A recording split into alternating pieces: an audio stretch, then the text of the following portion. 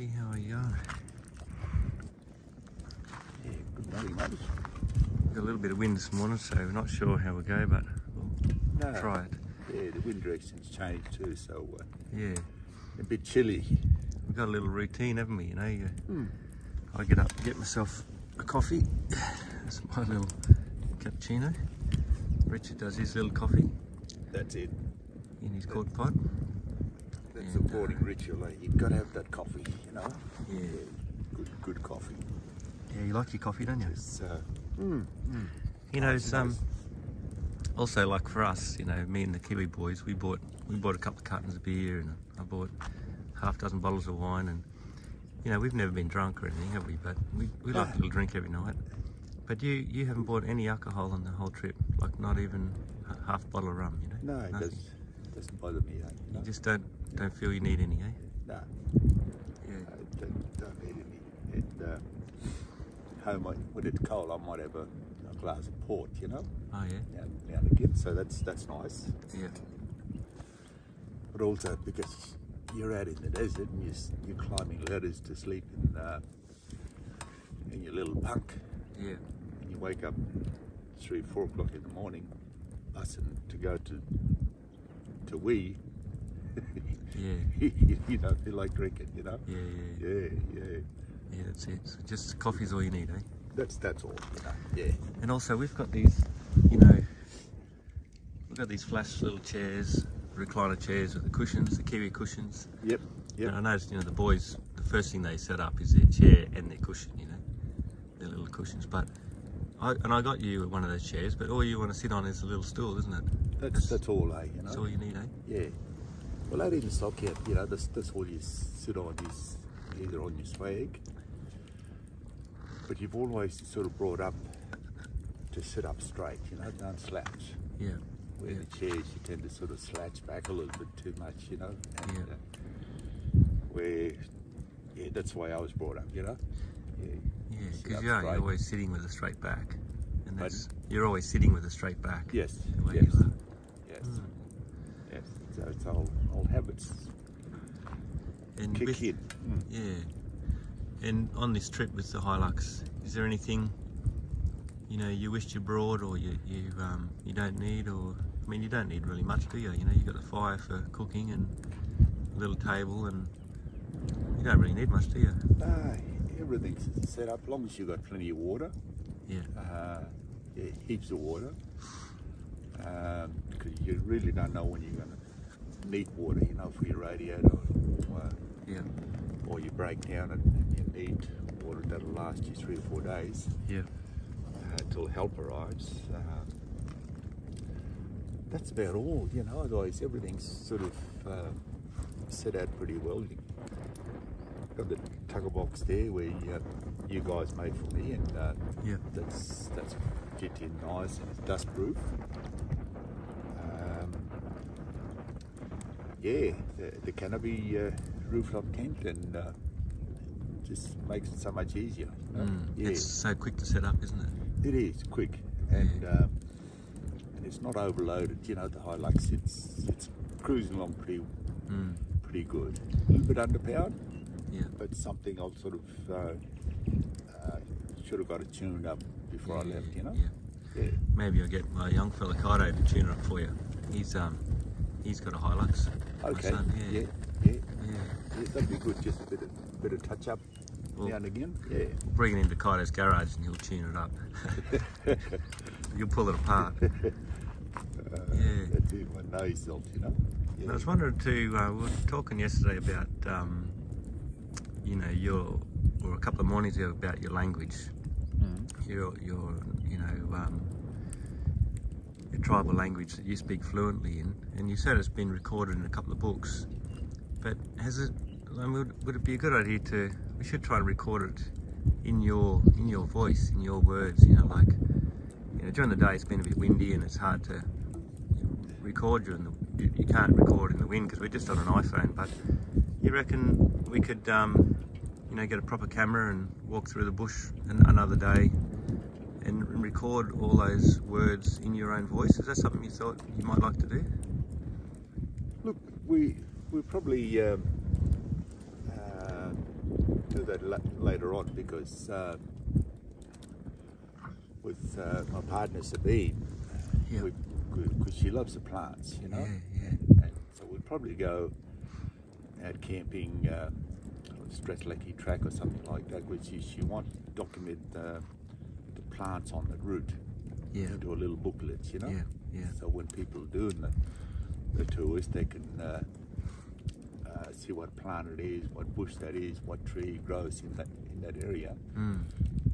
So at the same time, and then we'll probably start documenting some of the languages and the words slowly, you know. Because it is getting fragmented, all languages, you know, with introduction of other words from other different languages, you know, it's breaking down. Because some of the old people that I haven't seen for years, they met him a few years ago, and all of a sudden he's calling his kids, "Hey kids, come here, come and listen to us here. This is a real language we're speaking. Yawara language, not that half pidgin mixture you kids speak." So he's excited, and that sort of clicked my mind, and also I see, you know, slight little changes here and there. Because you know all the young fellas too, they're on TikTok and YouTube and things like that. You know, that's their way they learn these days. And that's right. It'd be good if we could get you on some, you know, if a young fella, you know, wanted to learn, you know, his tribal language, and or even anybody, you know. I mean, anybody could learn a few words, and that's I think that'd be good, you know. Yeah. We'll talk to Sabine more about that. Okay. Yeah, definitely. You know. And Sabine, she's commenting on the videos. What's her second name again? Buchheim. Yeah, she's Buchheim. So it's a German name. So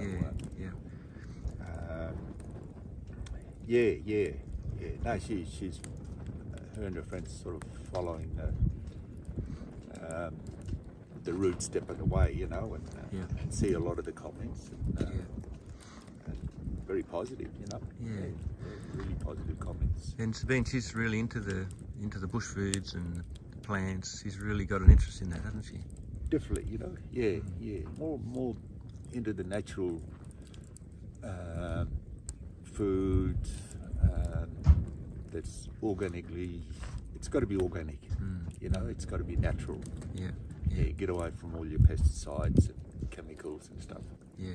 And that's why the bush food, the seeds and everything, it's high in vitamins, more so than locally grown stuff, you know.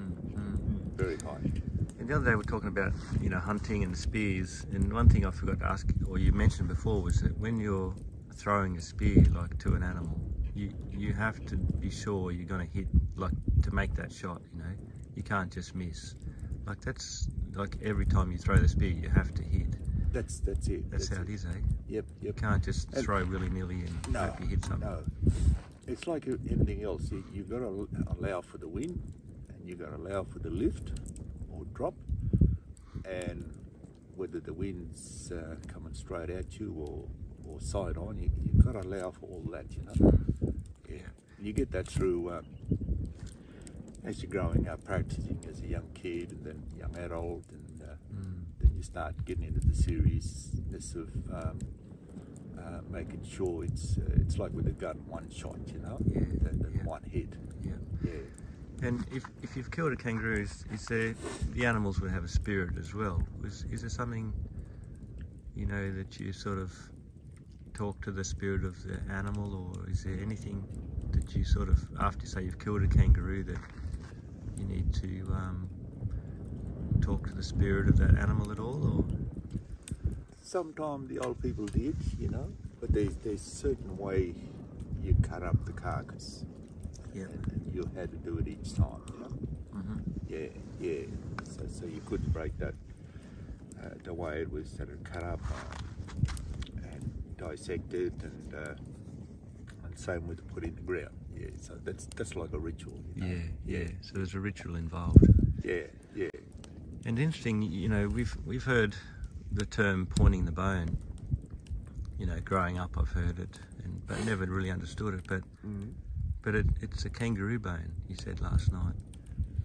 That's the bone is a kangaroo bone. Most of them, it's sort of kangaroo bone, you know. Yeah. All splintered up, you know, into small pieces. Yeah. And that was sort of form of, you know, in a way, a form of punishment. If something had, you know, needed to be punished in some way, that was a form of punishment.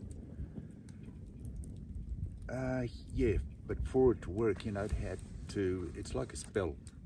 You know, people in Western society talk about witches and witchcraft and all that, and this why was a lot of the indigenous people is using the kangaroo bone, but also that'll tie in with certain bird calls that you'll hear, and so because if you've done something wrong drastically, you might kill the person or murder the person, your brain goes into overdrive, so it's automatically thinking along that line. Yeah, so the fears, it's growing in you. Oh Jesus, you know, okay, I know what's going to happen to me. Could be this or could be that. So those things are already sort of trawling around the brain, and you can't think of anything else, you know. Yeah. So it used to, you know, be something that was real, you know, people. Oh, definitely. It was real. Yeah, definitely. It's like people talk about willing themselves to die, you know, or animals will themselves to die if you put too much pressure or certain stress and too much of it. And the people are no different. People are like that, you know. Yeah. And you know, we talked about, you know, when somebody dies, you bury them, or the spirit, and you were saying how, you know, you believe the spirit sort of belongs to the earth and just it goes away in the wind, I suppose. Like a Christian would believe, you know, you're buried and your spirit goes to heaven, or a Buddhist might believe you're reincarnated. But what do you believe happens after you die? It's all nature, you know. You've got to release the spirit. It's part of nature. It's part of energy. It's part of that wave that's flows across the earth, across this country, you know. You've got to be a part of that. We're part of nature already, so it's important, and that's why we touched on a little bit on the ghosts. You know, people say, "Oh, I've seen this ghost," or whether it's on a highway or somewhere, someone. What's happened is, in our way, it's caught in a time warp.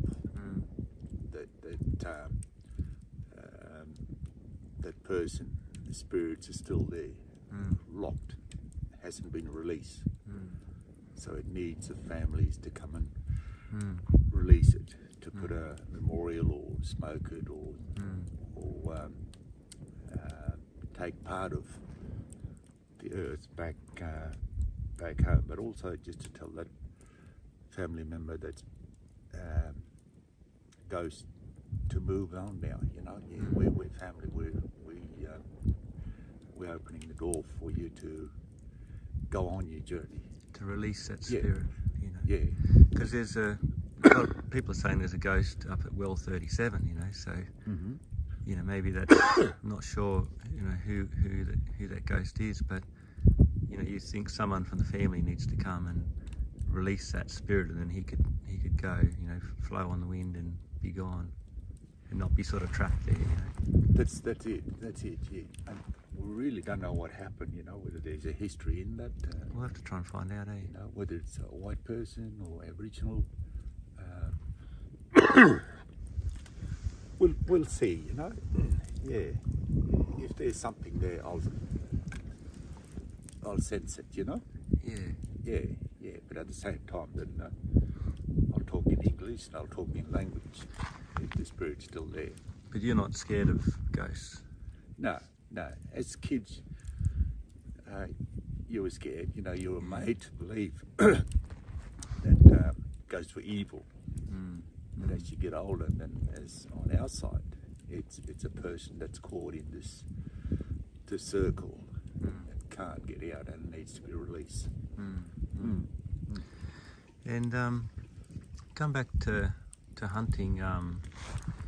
We were talking about the boomerang the other day, and we didn't get a chance to chat in the morning, but that was a real weapon to bring down birds, and like it wasn't just an ornament to throw around and play with, was it? It was a real hunting weapon. No. It's you know, when you look at it closely, it's aerodynamic. It's shaped in a way so it gets an uplift from the wind to go up, or holds it on its course.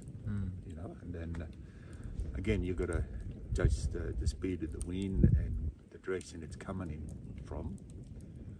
Then and you've got to at the same time judge the speed of that animal, the kangaroo, emu, or bird flying off. It's an art, you know, to be good at it and learning how to use it. But they were used for like birds, you know. I suppose you imagine like you know, we've seen those turkeys and that, and their long necks sticking up. Probably boomerangs are the best weapon to bring them down, isn't it? You know, it is. You know, just knock them out. And and you've got more of a chance if they're 2 years or 3 years. You know, And they'd just carry them in their belt, sort of thing, and with their spears, and they'd always carry a boomerang with them. Always, you know. Yeah. Always. And a corroboree. What's? I mean, you know, honestly, a lot of what we understand probably comes from Paul Hogan's movie. You know, with his movie made. And, but what's a corroboree? Is it men only, or is it anyone? You know, is it women join in, or? No, pretty well everyone. You know, like during early part of the season, everyone breaks up into their small nomadic tribes, hunting and gathering throughout.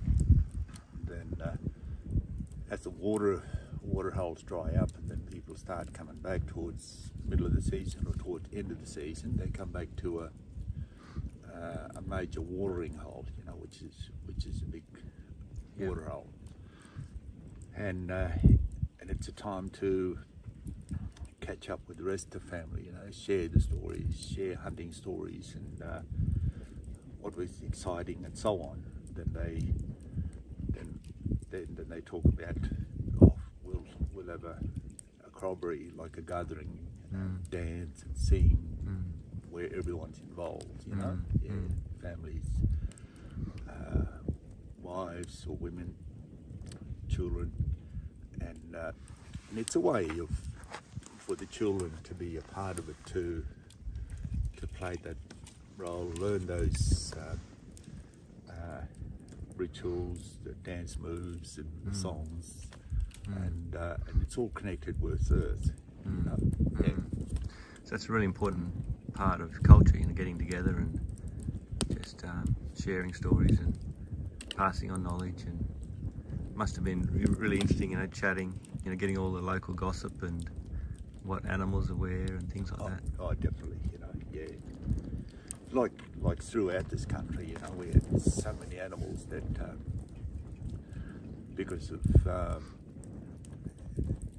our ignorance and the Western ignorance, species have gone, you know. And I think there's quite a few that we've just not so much. Look, research is good, but also it's destructive, you know. As soon as you find something, then all the researchers want to come in and disturb that environment that animals living in, really, you know. But if they learn from the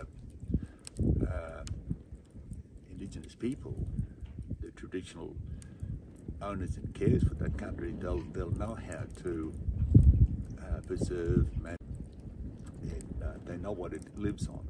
what area it lives in, what it eats, and what time of the year it breeds.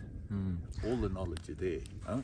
Yeah, I think that's what's really striking me is, you know, the importance of being able to learn real things, you know, from your culture that maybe we didn't understand before or didn't have the chance to. But you know, also moving on from that, this you know, welcome to country's been sort of a big thing recently, and it's sort of getting pushed on us a lot.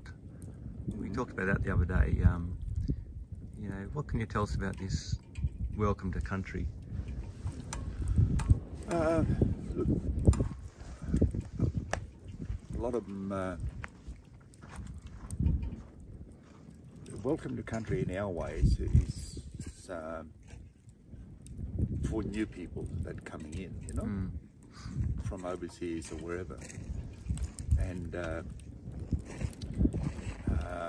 it's a way of making you feel at ease, making you feel that you're part of the family, you're part of Australia, and you're part of us, and you belong here. And but you don't need to have it every week. Yeah. That's I mean, what do you welcome? The same workers every week. Yeah.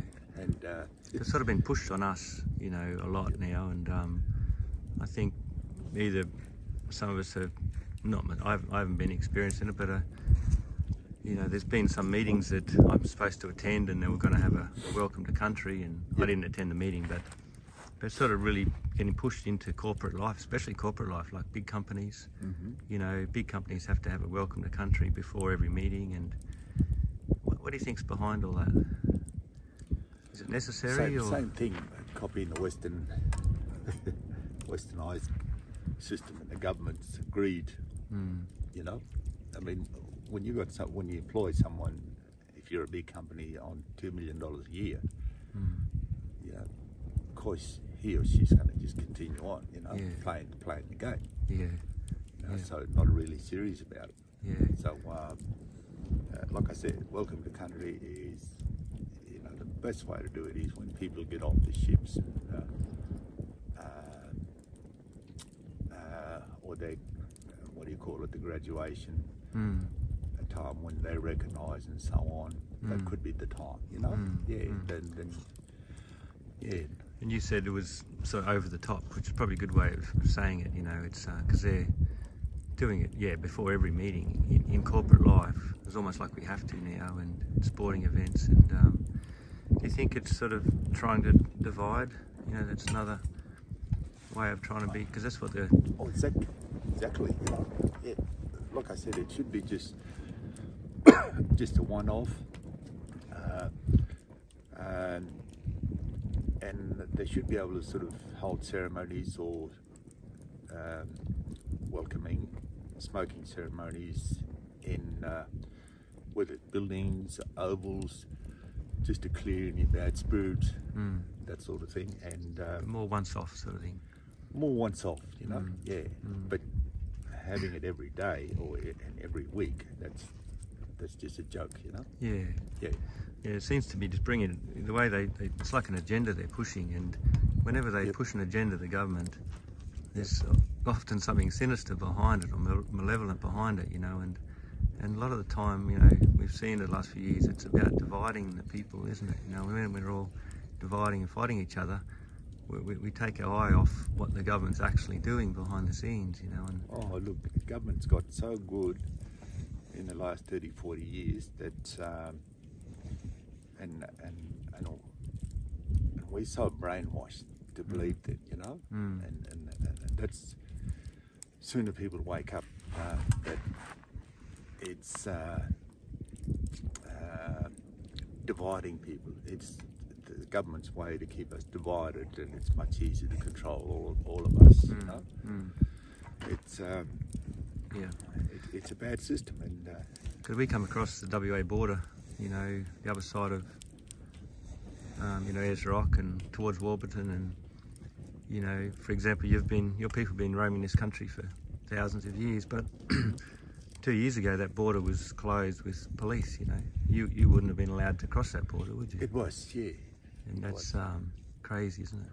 You know, like that you're locked in certain areas. That's a pretty frightening precedence, isn't it? Well, look, it's part of the plan, you know, that to test people's patience and whether they can be controlled, you know, and that jaw. But a lot of our mob out through the desert, you know, there's so many hundreds of backtracks that, and they're like animals. If you can control them for so long, then at the end of it all, they'll get sick of it and start just breaking out, you know? Yeah, and that's what happening with the younger generation, you know? They're sick of the governments and the families and people for not really standing up to the governments and saying, hey, we have to listen to these young people. Let's not bring in the bullshit government programs and set up another system through the government agencies and employ more public servants. No, you know, could be grassroots. Yeah, we have a big problem, and then as family members, we gutless not standing up to the government and saying no. This is our bloody idea now, and we want to listen to our people and young people. You know, I'm talking about both black and white, and there's something wrong, and we need to fix it. Not you guys. Yeah. And your uncle, Monty, was it Monty? Banjo. Banjo, sorry. He stood up, didn't he? Because he was a Aboriginal stockman, and he stood up to fight for wages. Yeah, back in the early days, yeah. And that was before Lingiari walk-off. And I think that was happening in the 60s sometime, where Banjo and the rest of his brothers was back around 1949. Yeah. They just had enough of flour, tea and sugar. Clothing, and that's what they're working for. Flour, that's tea, what and they're working for. Yeah. They see the white stockmen getting paid. You know, might be £5 a week, something like that. And they said, you know, we have to change this because we're away from families for 4 to 6 months at a time. You know, you don't see your families. So we need to change now. We need to be rewarded for the amount of work and the time we give to you guys. Yeah, so that changed to, then the management come up with to pay them £1 a week. Yeah, £4 a month. And then some they paid them and some they put aside. Is that right? Yeah, there was a trust. Yeah. I don't know what trust or where the trust is.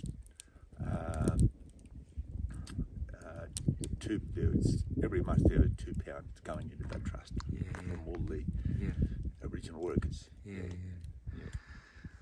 All right, mate. Well, the sky's getting light and the boys are starting to get up. And beautiful camp here. Downey's up. Yeah. What do you got there going, Downey? Grilling some fish? Yes. Yeah. But show our campsite. Someone's going to walk. Yeah, that's what you're looking at. It's a tent and little clay pans, salt lake here, isn't it? Yeah, beautiful. Hey, look at that, you know. That's our campsite. Then we've got the wind protection there. Supposed to have wind protection, It's, well, the wind was coming from the east last night, wasn't it? But now it's sort of shifted to south. The south, that's it. That's it, yep. So there you have people. It's paradise. Yeah, that's what we wake up to every morning. Yeah. That's it. Thank you, Richard. All right. We'll start our day. How are you, Dooney? I'm good, how are you? Oh, good. Bit chilly this morning. Yeah. Bit fresh, but it's nice.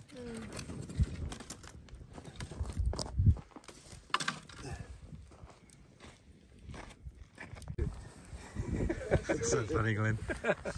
Glenn's little girls just rung up. What did they say? Daddy, can I see Uncle Brendan? Uncle Brendan's a favourite, isn't he? He's a favourite. So, yeah.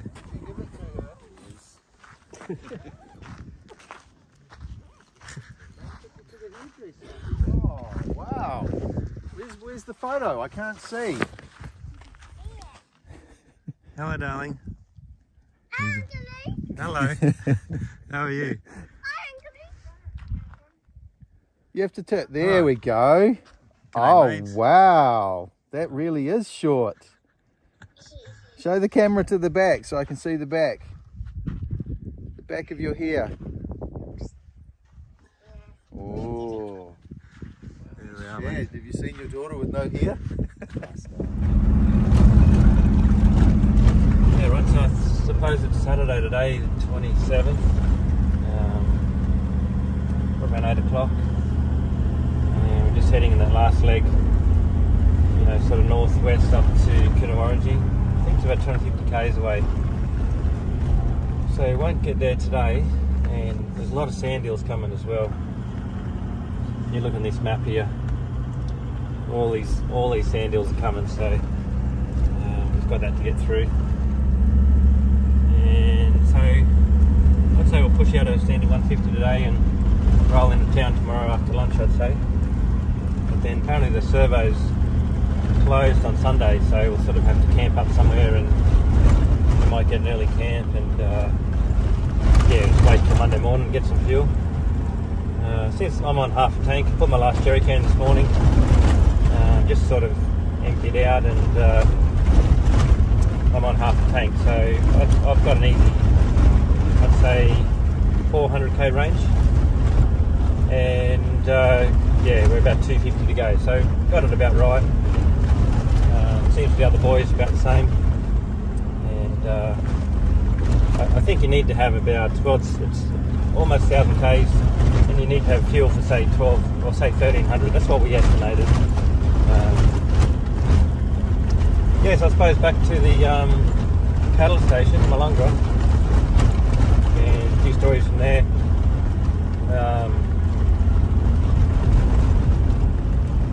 Yeah, I mean, the early parts when I first got there, it was too wet to muster, and we were just fencing for at least a month straight every day, and it was hot and early in the season, and we were just doing these long straights of 5-barb fences with staff pickets, you know, and one of the boys, one of the leading hands, he'd basically put it, if there was some strainer posts already in, and we do kilometres at a time, you know, and he'd use a rifle, you know, just take the bolt out of a rifle and sit it on a sandbag on the fence post, and he would just, that's how long a strainer you're doing, and you just walk down with the pickets. Well, they'd be already laid out, you throw them off the truck, and then you'd walk down with the, you know, with the picket rammer, and he would just sort of line you up with that, you know. And yeah, so we did that for a long time, and then we, you know, brought the horses in and started getting the mustering, which is sort of what I was there for, you know. I loved that's what I really wanted to do, and we got right into that, and yeah, you know, I got some good horses, a couple of colts, Trudy, Pegasus, and you know, in the mornings of mustering, you'd start really early, you know, 4 o'clock, you'd be up getting your horses ready, and then most of the time we'd throw them in the back of a truck, and you know, we'd climb in there with them, or we'd jump up on top, or if you're lucky you get in the cab. It sometimes might be an hour's drive out to the paddock, and then we'd sort of you know, Ronnie Wall, it gives a bit of an idea. He would, you know, scratch a little map in the dirt or the sand and show us, you know, where we're going, and that'd be it. You know, the choppers would come in. There's always a chopper there, and he'd sort of pick them up off the board drains. And that country in Malunga, north of Julia Creek, was all board drain country. It looked a bit like this, but instead of this, you know, what do you call this, Tony? Instead of this grass, the spinifex, sorry, there was Mitchell and Flinders grass, but it looks similar, you know, this beautiful golden waves of grass as far as the eye could see, and big plains, you know. And yeah, the morning before we left too, we'd go in the kitchen and we'd make ourselves some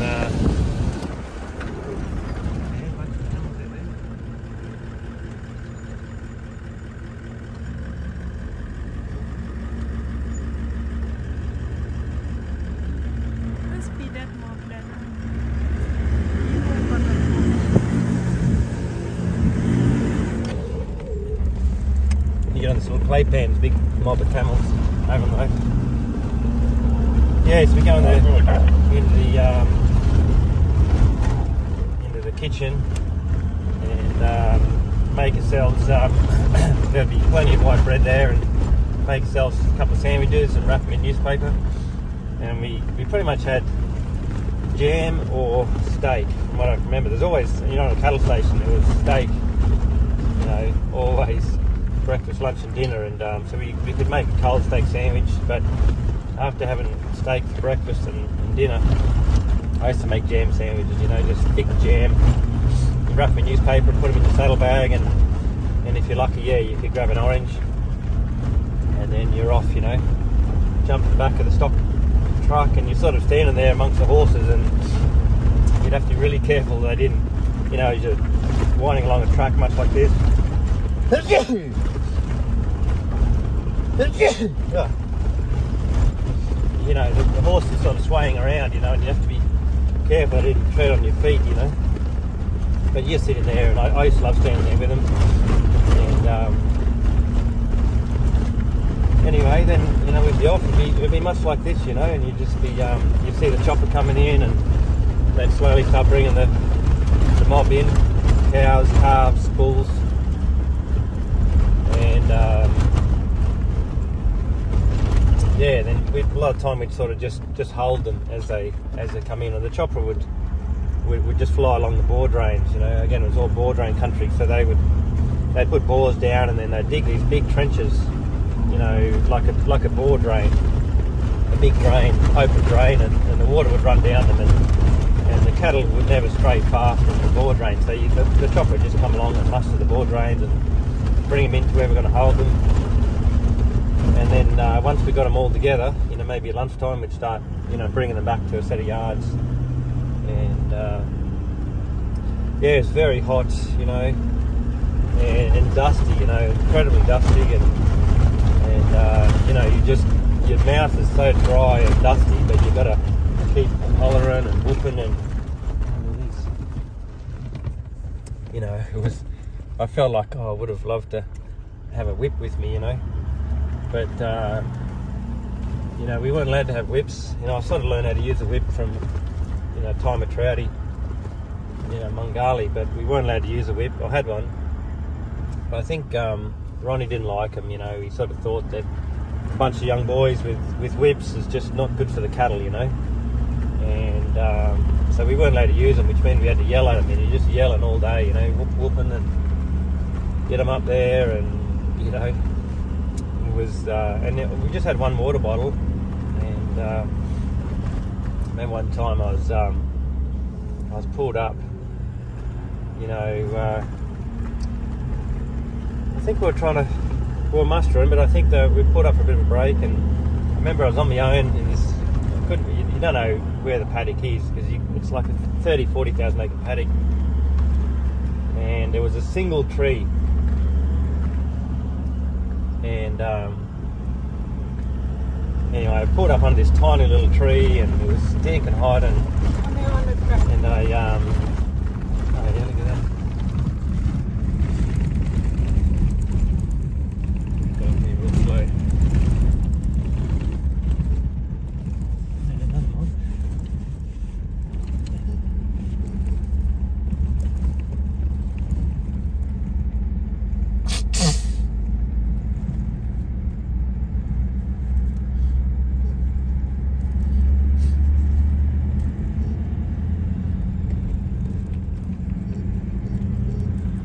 Another big mob of camels right in front of us here. That's what you wanted to see, Darren, wasn't it? Yes. Look. Camels on the track. Baby on the track too. Yeah, bloody good. for the dingoes and now camels. Richard, we have a question from the disco, and that is, what do camels actually eat, and why are they oppressed? Why they're what, bud? Why are they considered a pest by the Australian government, or a nuisance? I'm still trying to wrap my head around that, eh? Yeah. You know, like the hard-hoofed animals, your horses, your cattle, and your donkey do more damage to the environment than the donkeys. Yeah, donkeys. I mean, you see their pads, eh? It's just soft and. Alright, mob of camels, yeah. Oh, I got a bit of hay fever this morning. Not sure what it was last night. Anyway, yeah, I was under this, found this little tree, massive plain of Mitchell grass, and sat under this tree and pulled out my sandwiches, and they were just, wrapped in newspaper, but they were wet with sweat, from the horse's sweat. So we must have been, working hard, and I remember unwrapped them, and I've got the imprint of the newspaper all over these wet, soggy jam sandwiches, and that's what we, had for lunch. And then I peeled that orange, and the warm orange, all sort of bruised, but I just had a little bit of shade, I just thought this is cool, It was just so welcoming, that little bit of shade and a breather, Anyway, so that's what we did, and then you get in, mostly sundown. You'd have them in the yards, and then that's when the work really started, because then you'd have a few thousand animals you'd have to work, and we'd run them, draft them into, bring them in and draft them, get them up the race, and we'd used to do what's called bangtail them. Those are bush turkeys. And Richard wants to shoot one and cook it up. He wants a bush turkey curry. He reckons they're really tasty. So if we see one where we can get a shot, we'll get one. Anyway, we'd bangtail the tails. So you grab the tails and just fold the end of the tail over a knife and cut it off. Because that means in a paddock you can see which animals have been marked. From a distance, and if you saw one with a really long, straggly tail, he'd been missed, And then we'd, inject them, vaccinate them, and then clip their ears if you needed to. Well, the cows were already clipped, and then we'd get all the calves separate. They'd all be drafted off separate, and then we'd mark all the calves. We'd bring them up into a small race and put them in a calf crush, and put them in the crush, drop them on the ground, and take about 4 or 5 cowboys. The young fellas were all there, and one of them would have to grab their tail, grab their back leg and hold their back leg out. All the male calves, the little bull calves, and then they'd one of the boys would get his pocket knife and he'd cut their testes out, and then someone would be on their head marking the ear, and also someone with a pair of horn snippers, a big sort of, almost like a big crowbar, look big, like a big bolt cutters, but it had a big pincher on the end, and it would cut the horns out, and so there'd be blood spurting everywhere, and there'd be blood at the top and blood at the bottom, and calves screaming and kicking, and you really had to hold that leg back, because if they kicked you, they'd break your arm, and so it was pretty full on, and we'd mark hundreds of calves like that.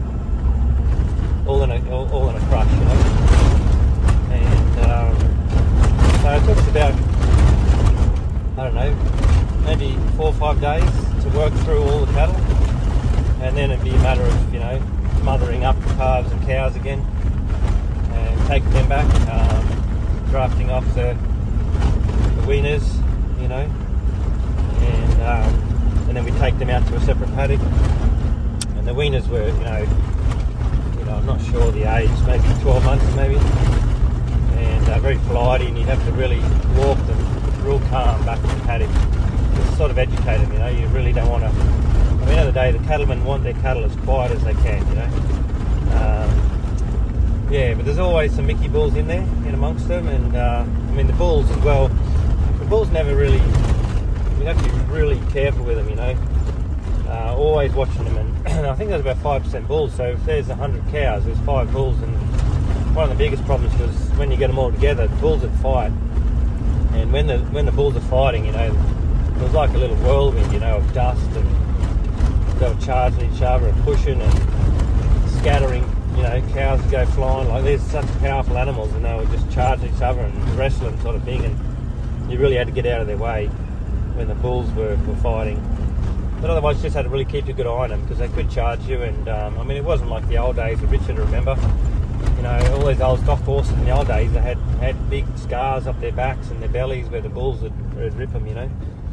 And wild days. We'll see if Richard can tell us some more of those stories. But you know, there was still quite a few Mickey bulls, but they were all we'd get them in the yards. The hardest part was in the yards, and we'd have to try to you know, draft them off. And you know, I mean, that's when you really had to be careful in a small yard with these Mickey bulls, because they would charge you, no problems at all. And you had to be pretty much, you always had to have one hand on the yard, on the fence, you know, and it was a 7-foot fence. Look at this here. All right, this is gonna be a tricky one.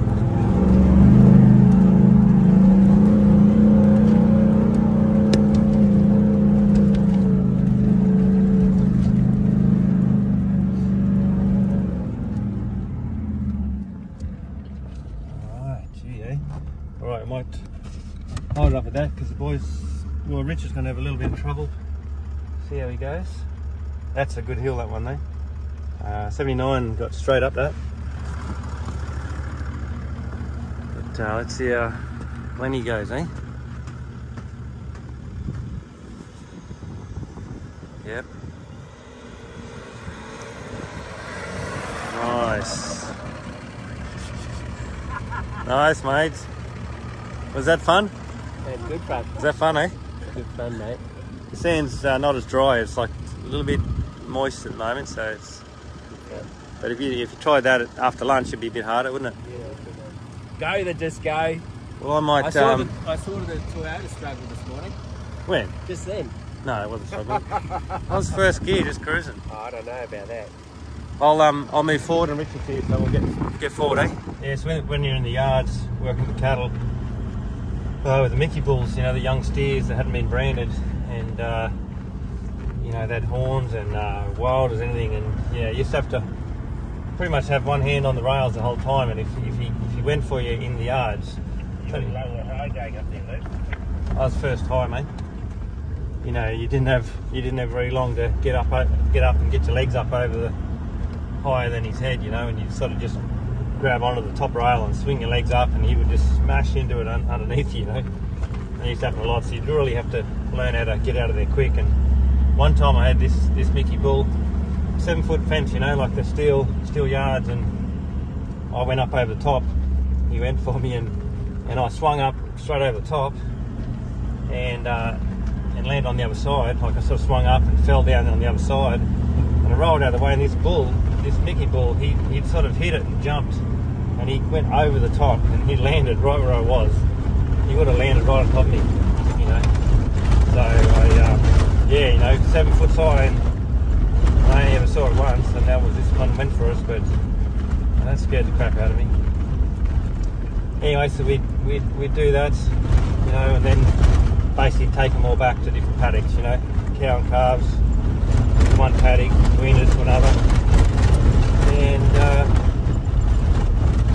that was it, you know. And then back at the homestead where we were, we sort of had these bunks, you know, quarters. We live in little rooms, and there was all the different boys from the station, the mechanics.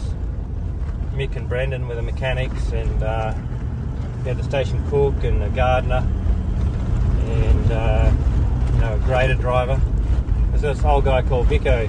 He was most of the grader drivers were ex-stockmen, you know, sort of retired, and yeah, Vico he was the grader driver, and he'd go out with his grader, and so the station had their own grader, you know. It was that big, and he'd be continually grading the tracks, you know, once the wet season finished, and he'd tow along a in a fuel trailer and a Land Cruiser, and he'd just camp out, raiding the tracks on his own. Very lonely life, you know. But he was still part of a station, still working. And but when he was back in the yards, back in the home station, he was in the room across from me, and he used to turn the music on at night, and he'd go to sleep every night, and he'd leave it on, and I couldn't get to sleep because old Vico left his radio going, you know, and so I used to try to sneak in there at night and turn the music down. We had this dog there sleeping under his bed, and every time I'd go in, his dog would just snarl at me, you know. Oh, shit. So anyway, there's this new station, a new cook turned up, and his name was Phil, and I got to know Phil. He's a really nice guy. He was from Sydney. He was a pastry cook from Sydney, and he'd never been on a station before, and he sort of had his life sort of broke down a bit in a way. I think he had split up from his missus, and he thought he'd just get out of there and go and work on a cattle station. But he'd never been on a station before, and he was, you know, a city boy, but he was a cook. But anyway, me and Phil got on really well, and then but Phil, he used to try to mix it up a bit and cook some different foods, you know. Like I remember he was cooking, you know, like some Asian dishes and different things. You'd think the station boys would love that, you know, something different. And remember that Simon guy I was telling you about? I remember one time Simon just got the shits because all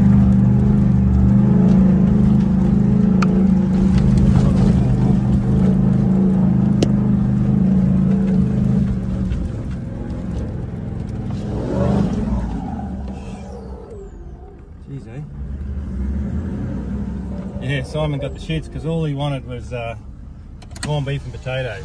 And I remember he'd taken this stir fry back to Phil and thrown it across the kitchen and said, all we bloody want is, we don't want any of this shit, we just want corned beef and potatoes.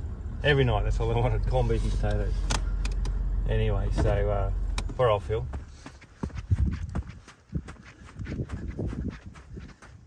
Oh, he's got to do the same thing.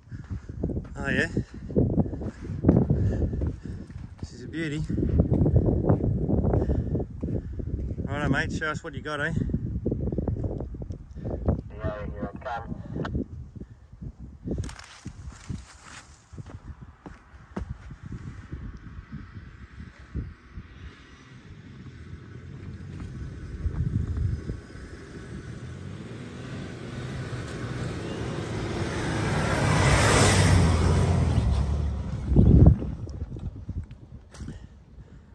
Nice.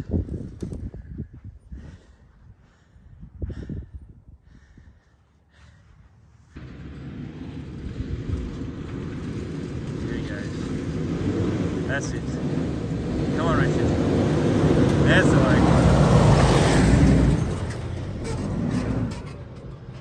Oh, now we're tuned in, eh? How good's that, mate? Oh, yeah, that's good. Your climb's still a bit cool, so Yeah. big difference, you know. That's perfect, eh? Few steep ones coming up. How good's this, eh?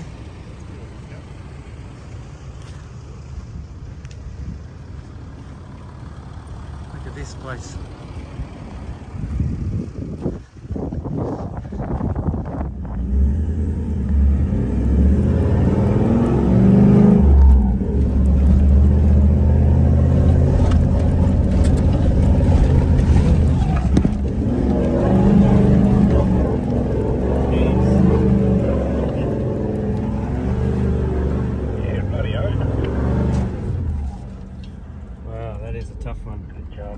I never expected this out here, eh? These hills are tough. I did not think the Canning would have these sort of hills. I'll let your recorders come up.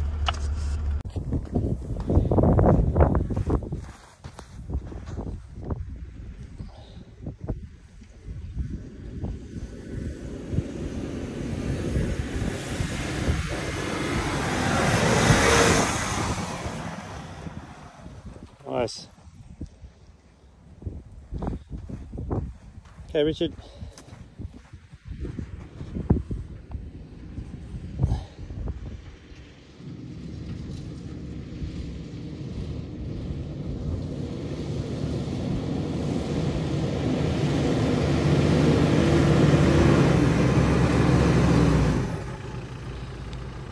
Just wait there, buddy. Right, mate. Go, go, go, go. Hit it now, hit it now.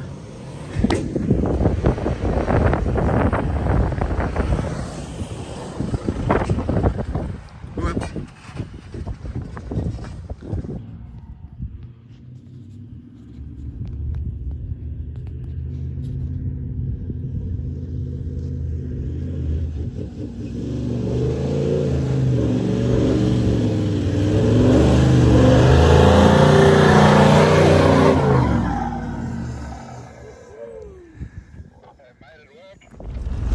Yeah, it's interesting, you know, the way obviously Richard's got so much real world experience and knowledge and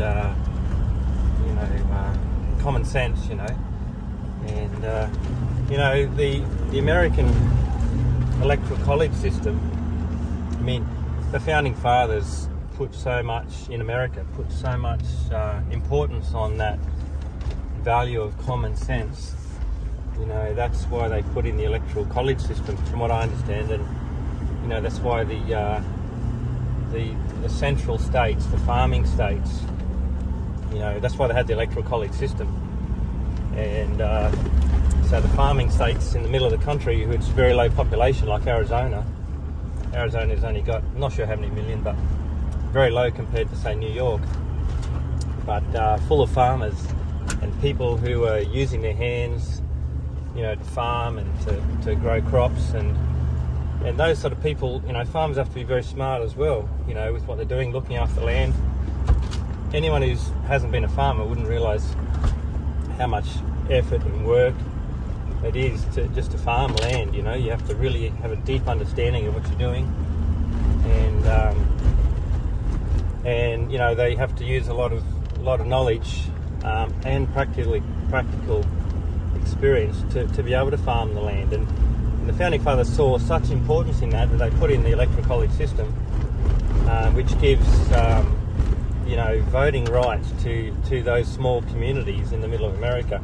Otherwise, if it wasn't for the college system, you know, New York and those populous states on the East Coast would sort of dominate you know, how the elections were run. And so it's interesting that, you know, that they really saw the importance of that. And you know, we don't have anything like that, but there's a really good chat with John Anderson. A lot of you might remember John Anderson. He was a National Party deputy or leader of the National Party for several years, and he became deputy Prime Minister, I think, under Howard. Yeah, you know, and he's got a YouTube channel now, just John Anderson, and he talks to this guy called Victor David Hanson, VDH, and he's a fellow of the Hoover Institute in America, and he's a little bit like Jordan Peterson, you know, fascinating, intelligent man, really into history, and so Victor David Hanson. But there's a really good YouTube talk between John Anderson and Victor David Hanson on John Anderson's page, and it's really worth listening to. And they talk about many things,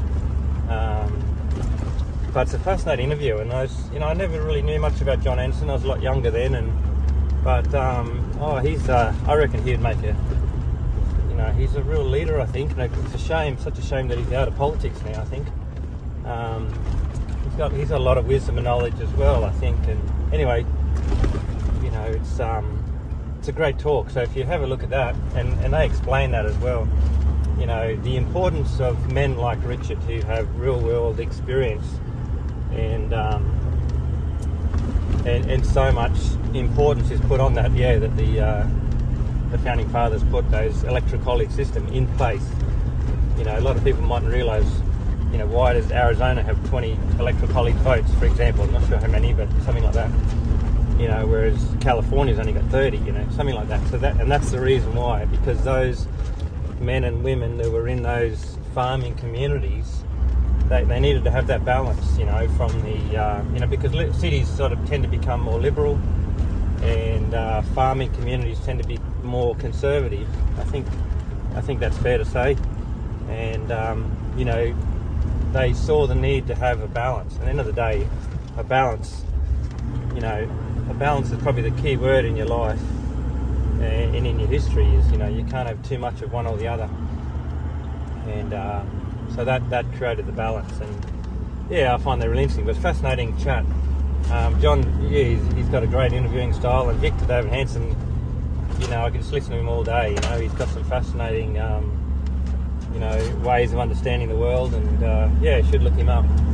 Anyway, I thought I'd just sort of share that. Reading some of the comments, you know, about, because in our way of life in modern Australia right now, you know, there's sort of zero importance put on common sense. But you know, there's even a book out called About Common Sense. It's an old book, you know, I think from years ago, like hundreds of years ago, written in England, I think. But you know, it should be, you know, you should be able to get a doctorate in common sense, and then that carry weight, you know, rather than, you know, going to university and, you know, because again, I mean, I remember when I was at school, and I think teachers used to be a little bit left-leaning, I think, back then. But we read books like, you know, Animal Farm and 1984, and we studied those books, you know, and they don't anymore, you know. And I think the teachers and universities have gone so far to the left. The balance is really shifting, you know. And I mean, also the school systems is true in America as well, and all over. They're pushing kids. I mean, we've seen it in our business. We've been doing it 20 years, and you know, very early on, you know, kids at 15, 16, and they'd come looking for an apprenticeship. And the schools would encourage that. And when I was a young fella, the schools would encourage that. And you get into a trade was like gold, you know. And for a young boy, a lot of the time, you know, that was the thing. Get a trade, you know. Get a trade behind you. And it was, but now that's, you know, for the last 10, 15 years, that's all gone, you know. And it's almost discouraged, certainly in America and here. They just want you to go to university, where I think a lot of time you just become brainwashed little communists, you know. I mean, fair enough, all students sort of, you know, sort of tend to be that way, I think, early on. But like, you know, Jordan Peterson says too, you know, like, you know, if you can't get your own shit together and you can't organise your own bedroom, why do you think you can change the world, you know? And, I mean, you need those students who are standing up with fresh ideas and want to change the world. That's healthy, you know. Look at, you know, well, there's a good example of that in China, you know. And so it's healthy for students to you know, to stand up and give their view, but also they've literally got no life experience at all. And you know, when you've got the balance of elderly people like Richard who understand how things are, then that's a healthy balance. But I think the world is sort of discounting people with real world experience and listening too much to, you know, it's shifted, you know, certainly politics has shifted far to the left, and it's not hard to see that in everyday life today. Anyway, it's interesting, so yeah, sort of share that. Alright, thanks guys.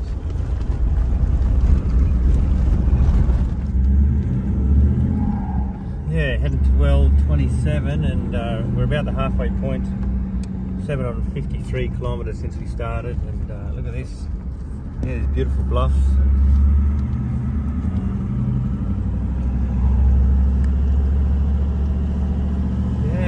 Yeah, it was just throws up a bit of everything, the canning. I didn't know really what to expect. I hadn't looked into it very much. I knew there was a lot of sand hills, but I thought they were only little ones. But yeah, there's some decent sand hills here, and yeah, it's just got a bit of everything, eh? Very overgrown and a lot of branches, and yeah, it's a long way, as we know, 900 k's. It's every other trip you ever do from now on is going to feel like nothing, you know. Madigan or the Hay River or Simpson's going to feel like just a weekend trip, you know, after this. It'd be beautiful to camp down in there in that little in the gorge. somebody's been down in there. Anyway, stunning country, look at this. Really worth getting out to see.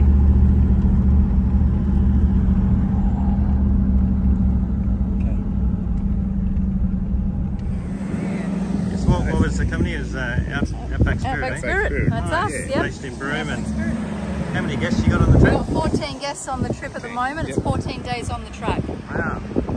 Big Land Rover. No, not Land Rover. Mercedes-Benz G-Wagons. Sweet. Yep. Look at them. Yep. Wow. And We've got our kitchen truck here, so we've got 8 60-litre Engels in that. We're running 8 60-litre Engels. Yeah, wow. just in that one alone. Wow. Yeah, it looks good when I'm out of the car. Like I get to see it all. You know? Envious, are you going to swap your Disco for a Mercedes, mate? That looks right up your alley. They do look Hey? cool. Roving stuff, you know, we covered a lot of stuff along the way. Luke's got Starling link up, so every night, every morning we do a session, you know.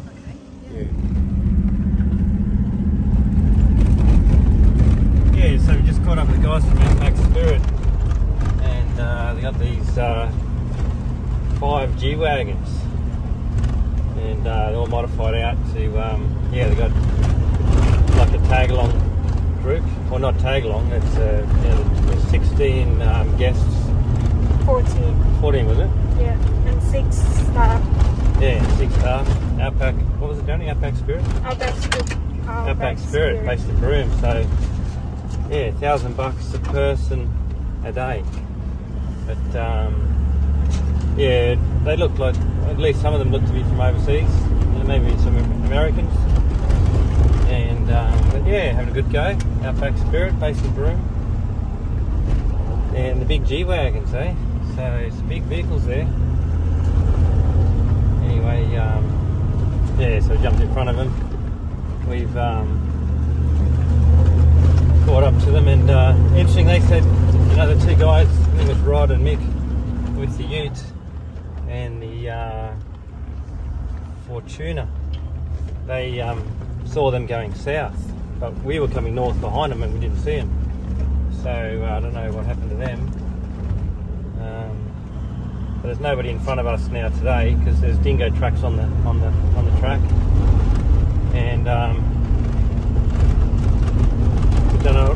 Yeah, they might have decided to turn back, or I'm not sure. Maybe they're just turning around to go to a campsite. But then we never saw them. Yeah. GPS is playing up. Bloody thing. It's just the charge cables, eh? It's just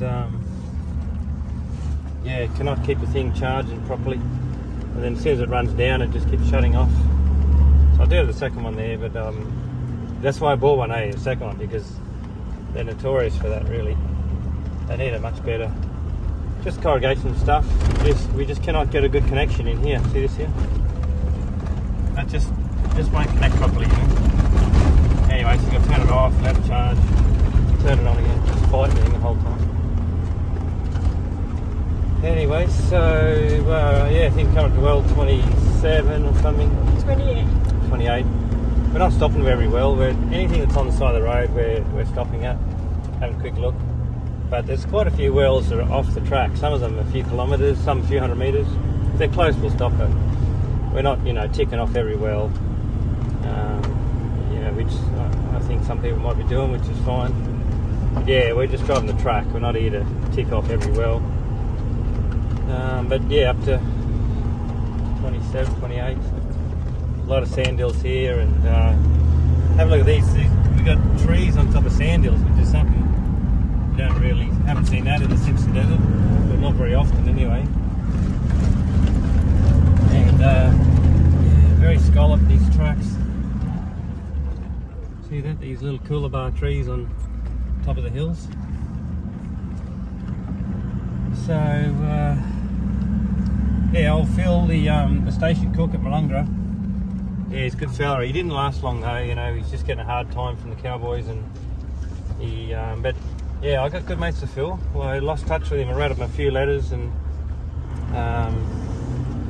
Yeah, after a while I was saying because of old Vico with his loud music, I eventually carried my swag down to Phil's. He had a donger all on his own, you know, and had a TV there, heaps of room, but I didn't want to. It's funny, because I didn't want to carry my swag down and people know that I was sleeping down at Phil's donger because they might think, you know, it's a bit sus, you know, bit of Brokeback Mountain going on. But anyway, so I wanted to go down there for about a week, and I thought, oh, I'm not gonna do it, you know. They'll find out I'm camping in Phil's donger. But after about a while, I'm like, I just couldn't sleep, you know, with this loud music of old Vico. So and I said, I don't give a shit. I'm going to stay at Phil. He's such a good guy too. Anyway, then one time Phil decided to pull the pin, and I don't know where he went, but I agreed to take him to town to catch the bus. Anyway, I remember we got halfway back to Julia Creek, and the front bearings in the Falcon collapsed. And because what had happened, sitting in that creek, they were just they'd got water in them, you know. And then we're there for 6 months, and after a few months sitting still, we didn't drive. We were working all the time. We didn't drive the panel van very much. Sat there for 3 months, didn't start it. And then of course the starter motor was seized, and the gearbox got water in it, and all the bearings. Anyway, so I'd been to Julia Creek once before, and I picked up some wheel bearings because one of them collapsed. And then on the trip to take Phil back to town to catch the bus, the wheel bearing collapsed. So I'm like, shit. Anyway, so I pulled up inside the track. I knew what to do because I'd already done the other one. So he's like, what's happened? I said, oh, it's all right. The wheel bearing collapsed, and we'll fix it up. So I put another one in, and Phil was panicking because we're going to miss the bus, which we did. And anyway, so I said, well, it's all right. I think the bus was going to Hughenden or something. So I said, I'll drive it to Hughenden, mate. I'm not sure what town it was, but it was the next town, about 100 k's away. So we ended up, there was a shortcut, you know, through the scrub, basically dirt track, and we remember taking this shortcut, and we caught the bus, and Phil got on, and away he went. And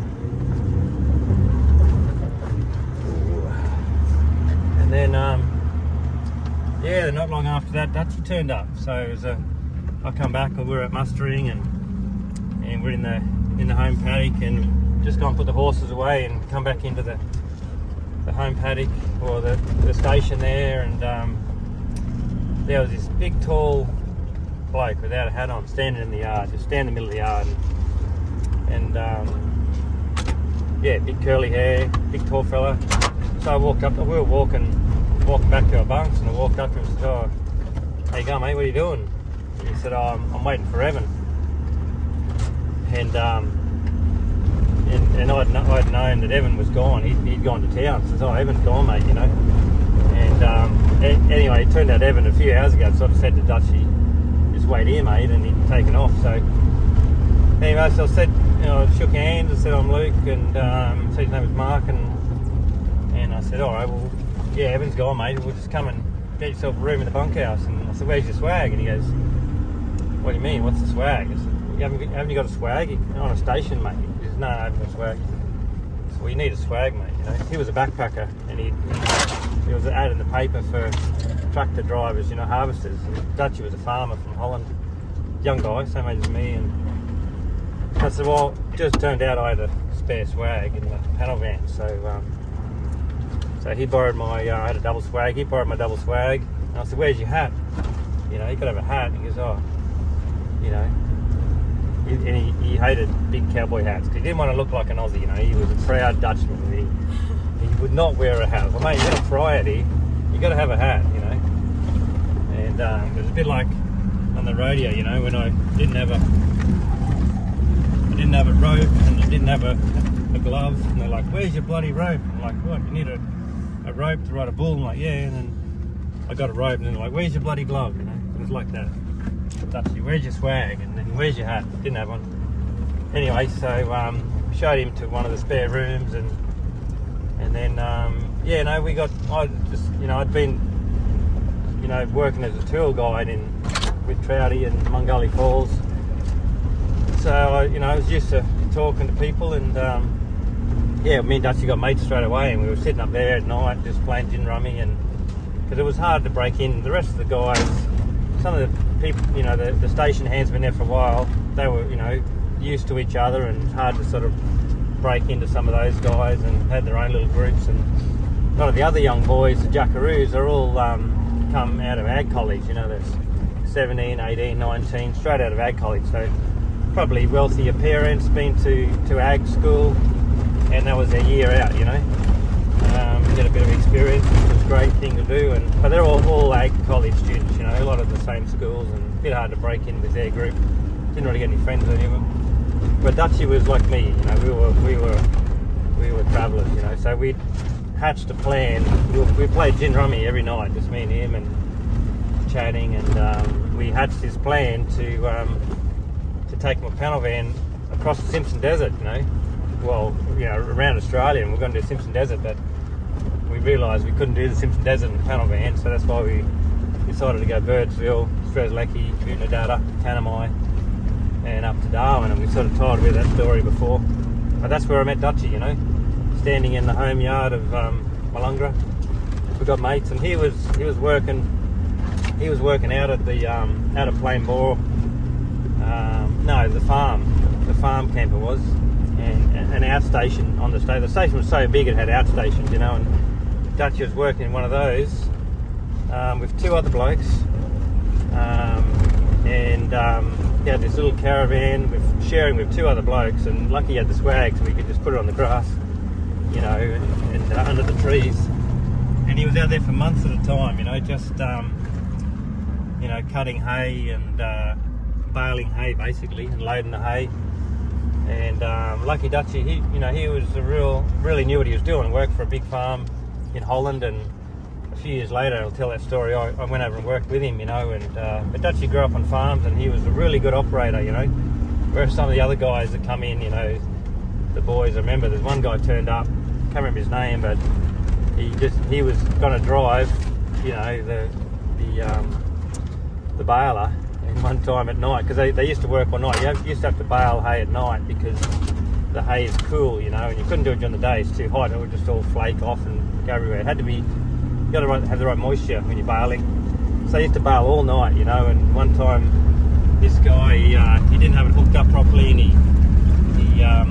the baler broke off, you know, and snapped the main computer wire. So it was like a $1,000 cable that just broke off, and the guy didn't even know, you know. And Dutchie was out there cutting, and he saw this guy driving around without the baler on the back, and he's caught up like, what are you bloody doing, you know, your baler's broken off.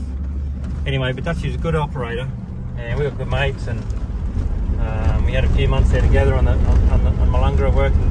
We were never working together, but we used to catch up every now and then when we were on the different outstations, and we'd always catch up a little bit, and then yeah, so that was sort of my Malungra days. And then I decided to, you know, end of the mustering, finish up, and decided to go back to Cairns, you know, because I'd worked with Trouty in Mungali for 12 months, and I loved that area, you know. And you know, actually I got offered a job with a company called Billy T Safaris, and they got to know me a little bit, or they used to bring guests to Mungali, and this guy offered me a job driving an extended trip carrier, taking tourists up to Cape York, you know, up and back, just trip after trip, you know, as a tour guide, and much like these guys we just saw. And yeah, so imagine if I'd have taken that job, would have changed my life, and I would have loved that job. But you know, Drifta wouldn't have eventuated, and so I can't believe I turned it down. But you know, I really wanted to. What it was, I wanted to go to America, you know, and if it wasn't for that fact, you know, for me it was a cattle station and America. There were two big things in my life I wanted to tick off, you know. So anyway, so I turned him down, and reluctantly, because I would have loved to have done that job. And what well's that? 28. Ooh, it's going past 28, boys. Not going to stop. We'll just push on, but not much there. Yeah, and then so after that, next chapter, I suppose. But Malungra taught me how to ride a horse, you know, really. Yeah, mate, we'll pull up not long. About 12:30. Yeah, so it taught me how to ride a horse really well, and you know, we used to, riding a horse, chasing cows through scrub is a real skill. And well, I won't say I'm the best horseman in the world, but I learned how to ride a horse and stay on the saddle. And that was really important for me to get the job in America. You know, a lot of the story is how Drifta come about. You know, that's what this is all about. How Drifta came to be, and this is all the background of everything that happened, all these little stories. If one of those things hadn't have fell into place, Drifta, the company, 22 years and 140 staff would never have happened, you know. And this is the backstory to that, I suppose. But so we decided to go to Cairns and get a job in Cairns for a little while, and because I was on a bit of a mission, you know. I was in a hurry. I couldn't stay in one place too long, and I had itchy feet for sure, and I wanted to experience as many things as I could in a short period of time. So yeah, I left the station and I headed for Cairns, and then that's the next little chapter, I suppose, in my life. So we'll talk about that maybe later. Alright guys.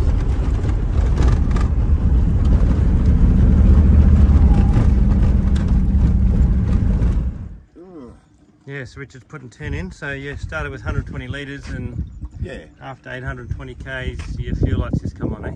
That's right, yeah. Still got about another 28 kilometres. Yeah. So 10 litres will get you, another 100k. Yeah. And then you've got another 20 left, so we'll put that in tonight, eh? Tonight, yep, that's it. It's about 150 total to Coonawarra, isn't it? Yeah, be around that now, so not far, you know? Yeah. Yeah. Oh, that's perfect, isn't it? That's good. That's it.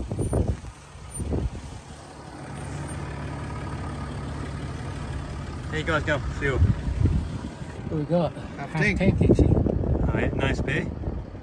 Yeah, we got 40 litres spare. Still 40? Wow. Go the disco. You could sell me some. Yeah. And what's the going rate? I don't know actually. How many beers you got? Oh, I'd rather buy beer than fuel. Yeah. Truck's going good. Gee, it's cool in here. What do you got the temperature set on? Like 19. 8 degrees? Yeah, 19. Wow. 19 luxury. Yeah, 19. All these buttons and features. Wow.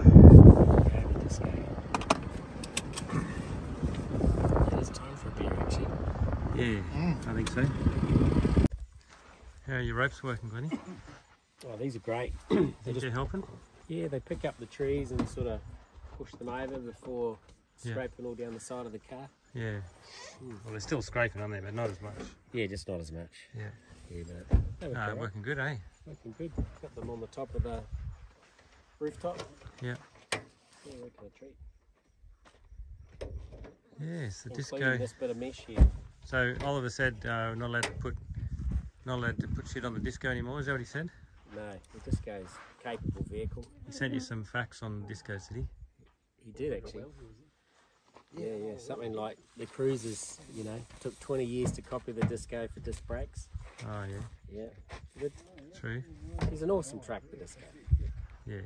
Yeah. Very comfy. Nice. How are you travelling? So how's your Hawks Haven Instagram account going? You had a lot of friend requests? A few extras actually. Yeah? Yeah. Hogs.haven or what? Yes, Hogs.haven. Where'd that come from? Well, Hogs is your name. Hogs is my name, and Haven's a nice place, so we thought we'll just call our home actual Hawks Haven. Yep. Yep. So a few other things called Hawks Haven. Cool name. Hogs, isn't it, eh? It is a cool name. Alright, Hawks Haven. We'll keep going. Yeah, well, it's just a bit rough. Not much of a track, as you can see. First gear, 10 k's an hour. That's the track we've got at the moment.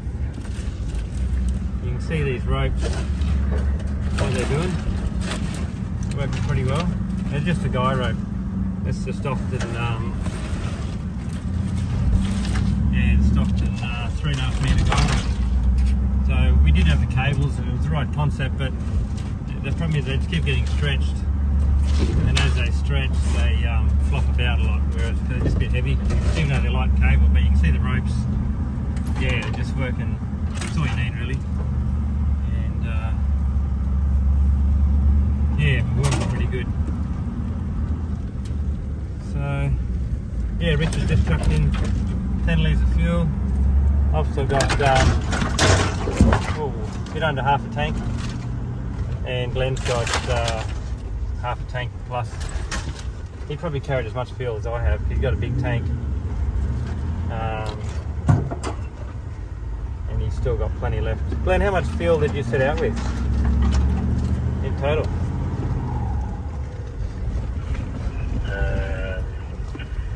104. 206 litres in total. 206. Yeah. Yeah, okay. Yeah, I had 240. 180 tank and 3 jerrys. 240. And yeah, I'd say I'll have, you know, I'll get there with a quarter of a tank, so probably 40 litres spare. Glenn will have a bit more, and Richard should have about 20 litres spare. So yeah, I'm doing about 16, I'd say. Glenn's doing about 14, and Richard's probably doing 11 or 12. So that's about where we're at with fuel. Problems I've had is, you know, my reverse camera was vibrating a lot, and I put this foam on there, but ended up taking it off, and the reverse stopped working as well. And it would have been handy to have the reverse camera because we've got to have our mirrors in. So you know, you get sick of just pushing them in and out all the time, and you can't see what's behind you. So I don't know where they're at. I mean, you sort of know where they're at, but sometimes you've got to back up. And so having a reverse camera always on would be handy, which this was. But we busted a wire somewhere, so reverse camera stopped working, and then it was vibrating, so I took it down. But that would have been handy.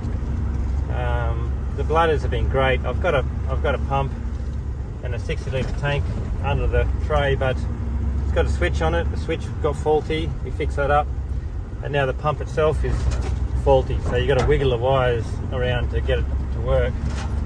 It's a real pain in the arse. We have to pull that out, see if we can fix it. It's not a big deal, but with the bladders, you know, it's just the tap on and off. You know, so handy.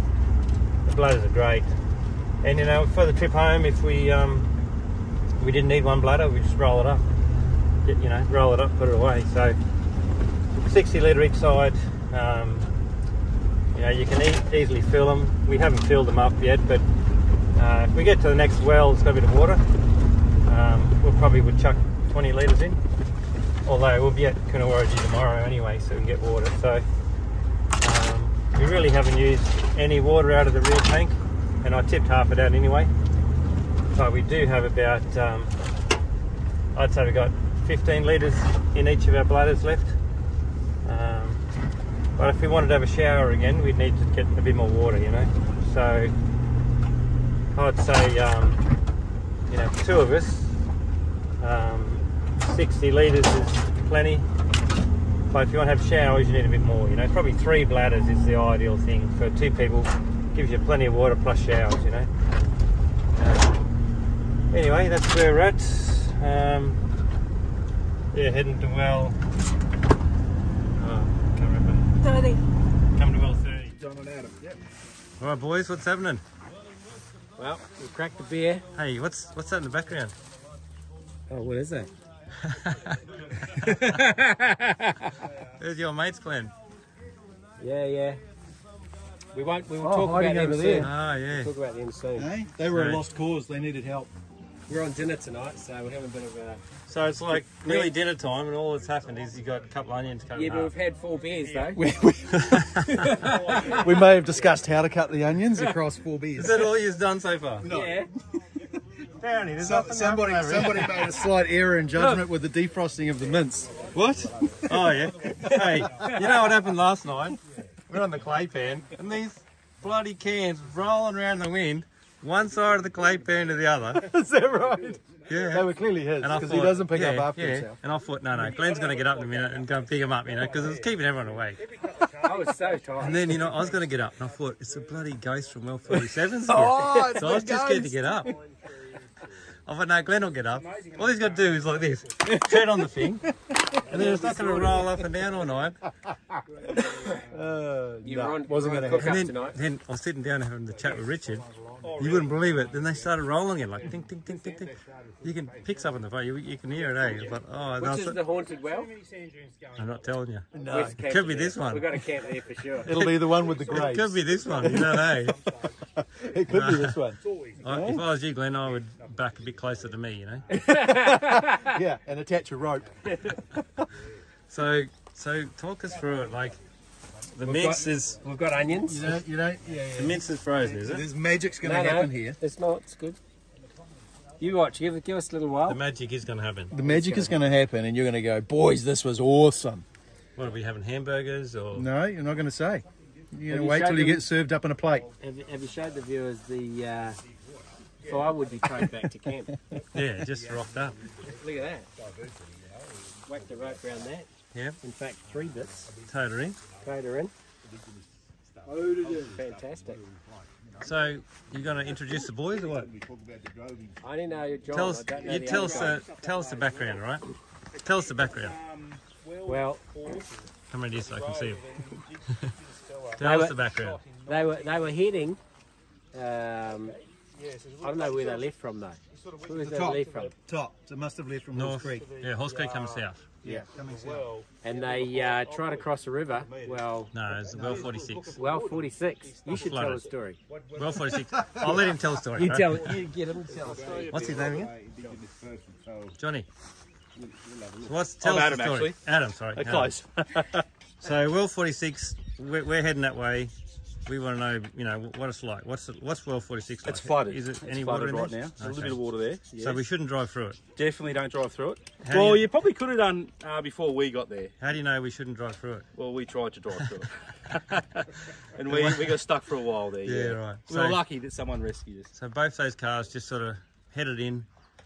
You thought you get a waterfront view, That's it. set tents up We camped the night on the water. in a metre of water. In the middle of the water, yeah. And who's old mate come pulled you out? What a champion. So a young fella in a patrol. I forget the name of his GUTD, I think it was. Yeah, Just turned up fully set out of the up. blue with all the big monster truck that he had, and Yeah. saved us pretty much. Yeah. We were buggered without him. Yeah.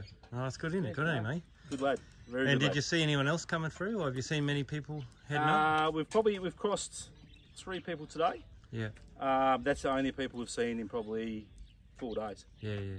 So not much at all. We've seen 2 other. You're the third and fourth cars coming south that we've seen. Right, okay. So not many. Yeah, we haven't caught up to anyone yet coming south. Yeah. Yeah, no, good. And the trucks are pretty good up here. No worries? Corrugation, a lot of corrugation once Yeah. as close as you get to the fuel stop. Yeah. And a lot of corrugation just after, but Yeah. then probably 50 k's after that, Yeah. it's just beautiful like this again. Yeah. Soft sand. And you done a CV in the 200. Done a CV in the 200, yes, So which is not ideal, but we're pushing on. We're doing all right. You'll be right. You'll get there. And what's old mate's name again? This is John. John A. So he got bogged too. Yeah, well, he was the leader. He was the Okay. leader. He was the Right, one that so went in he's first. He's the camp leader. He's the Trip one that went leader. in first, and then guided me in. I was the rescuer Right. Yeah. to rescue him. Yeah. But So if you want, it's on the Canning. What is it, Darren? What page is it on? Canning Stock Route Facebook page. Yeah. we're up there already. Yeah, Or Drifta YouTube. See you there. we're there already. And you guys from Perth, eh? We're Perth boys, yeah. Yep. So camping us tonight, eh? If you don't mind, Yeah, sure, mate. we've sort of made ourselves welcome already. There's plenty of room around our fire in there, Richard. Excellent. Fantastic, eh? Yeah, mate. Yeah. As long as you like country music, We don't mind. and as long as you go to bed at 7:30, because that's when Richard goes to bed early. That's all right. Well, we've been to bed quite early of late, but we'll see how we go. Yeah. Did they pass those 2 guys with the motorbike? Yeah. Did No, I you? didn't see anyone on motorbikes, no. No, two cars with motorbikes Oh, on yes. the back. They were probably only, an hour before we saw you guys. Really? Like a Fortuner, A little wagon. little wagon and dual cab. I didn't know what Yeah. the dual cab was. We Yeah. pulled off the road, so. Oh, right. So they're in front of us. So they're still in front of us. Yeah, that's funny. Yeah, because these guys with the five trucks, Yeah. they said they were the bikers were heading south. That's weird, eh? No, they told us about the guys that are in the convoy, the big Yeah. tour group coming as Yeah, well. yeah. Okay. Yeah. So they're in front of us. That's good. Yeah. They've just been just in front of us. Yeah, probably a couple of wheels in front Because of he's you. got gearbox problems, eh? Oh, has he? The other day couldn't get second. And making a lot of noise, but he's still going. So He's still travelling. Yeah, He's got to so- keep going forward, don't you, out here? well, at least he's got 2 CVs in the front. Yeah, one better than me. Yeah. And you guys, yeah, Perth, aren't you? Perth lads, yeah. Yeah, cool. You done the canning before? Never. No, we've done. It's been on the bucket list, this one, for a while. Here comes. Yeah, Here comes someone there. Oh yeah, this is the They want to camp here, I bet you. I bet you. You reckon? This is like. Here they come, Richard. Look. That's the Yeah, the army convoy. They want to camp here, I bet you. Yeah. What's his name, Johnny? Yeah. John. Johnny, you joining us for dinner or what? Yeah, it works to do it. Is that right? It's going to be late. It'll be a late dinner.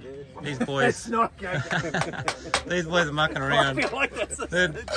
Don't hold them up, righto. Yeah, here comes a big convoy. Yeah, that's... Oh, this is the... Jeez, it's like a corroboree. Yeah, family reunion. It's like a corroboree, Richard. Yeah, I know. Hey? We probably parked in the middle of the track, have we? Nah, you can get around. I told you they're going to stop here. This is like their the camp, perfect eh? Aussie for them, I bet eh? you this is their camp. Yeah, I reckon. Yeah. Yeah, 100%. They can find another one. They're all G-Wagons. Mercedes. No, Mercedes G-Wagons. $1,000,000 for the G-Wagons. Other side of the well, there's good flat there. Yeah, they should go back there. Other side of the well. Yeah, see, they don't know what to do now. Anyway, they can all come. You got some extra guests for dinner, Glennie. How many can you feed? 1, 2... There's 16 tourists. We can feed the There's Drifter Kiwi combo. No, they've actually got a chef. With Uncle on board. Richard. Yeah. I've got, I've got a better beer if you want one of these. I owe you a beer. You want to try it? Actually, I've had some of so- those in New Zealand, like the orange one. Better beer. Yeah. Oh, yeah. Because it's better. Was that a first thing? Don't know, I just thought I'd buy it for the drink. It's better.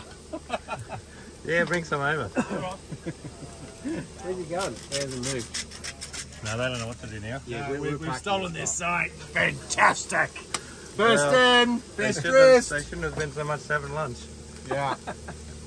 It'll teach them to drive G-Wagons and just cruise along. Yeah. But they probably got some, you know, like there's a pecking order, right? Yeah, first in, best Land dressed. Cruiser. That's right. Land Cruiser. But listen, hear me out. G-Wagons, I mean, they're probably Hey, mate. tense, I think. Jeez, look at this, eh? It's corroboree. Okay. Better beer. Better beer. Better for a reason. Yeah. Busy tonight, but that's all good. What do you do? Got a, What's at the moment? Spikes. It's great in all it's great in all of them in Queensland, isn't it? good to have a bit of company anyway. Spikes from the South Island. Eh? He's another Kiwi from bloody Wanganui. Who's a Kiwi? John, Is he a Kiwi? born in Wanganui. Jeez, we should have a rugby match tonight. Are you a Kiwi as well? No. Who? He is. I can't talk, I'm Tasmanian. They're both Kiwis. They both are. Yeah, but he's got no Kiwi accent. Can't you tell? Yeah. Look at the way they're standing and cooking. Like, Big gay. Mate, there's something like Kiwis in the shorts. yeah. I'd have jandals on, but Well, not Toms. today. The jandals. Jandals. Yeah, that's a giveaway. Jandals, brother. Well, I'm a Kiwi, but I can't Jeez. pick the accent. What about this one? Look at these trucks. I've got some daytime images today. Look if you want. Have you? Yeah. And a bit of video. What a rig, eh? It's awesome. Are they going to give you a drive, Brendan? Mate, if they're not careful, They we'll should be give taking it in you. the morning. You can be the. I've seen you move my car today. Just bore it up it. Oh, I do like the V8. I don't mind saying. I didn't know you were listening. I was watching and listening. You had to move it 10 metres and you must have nearly redlined it. I think you got him before. Yeah. Crikey. You had to move like 10 I metres. said to and he was Darren, like, hang on. "Oh, the boys. So this is G-Wagon. Here we are. They sort of copied off a Land Rover, eh? It looks similar, eh? It's a German that. version. Sure.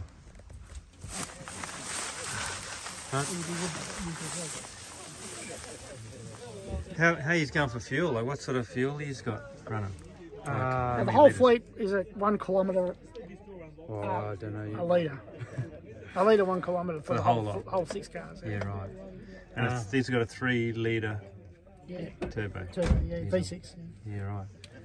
Wow. That one's the military version. This I don't think is. I think it's set like it, but the military version has 24-volt starter motors. You're right. So it runs 24 and 12. So 12 inside, 24 for the starter. This one only has 12 volt. Yeah, right. Big setup, Richard. Big setup, eh? Yeah, it's huge, isn't it? Yeah. It's a battery of the Germans. I told you we should have just chucked it anyway. Got a Toyota. Well, I've been asking the Japanese to Did you ask these guys where they're from?